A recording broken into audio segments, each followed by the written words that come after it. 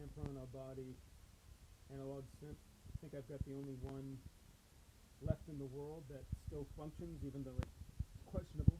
But check out some of these analog sounds here.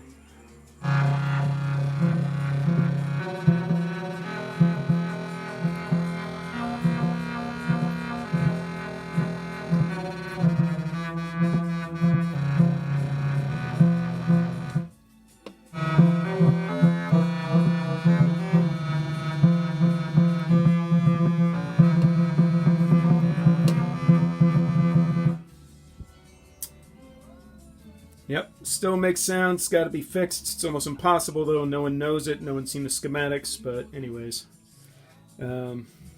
yeah, it's absolutely beautiful. Built like a tank from the early 70s. Guess is around 72, 73. Build quality, once again, is just phenomenal. See the on and off switch there, toggle switch. Weighs about 60 pounds. It's got the flip top. Anyways, thought I'd share it.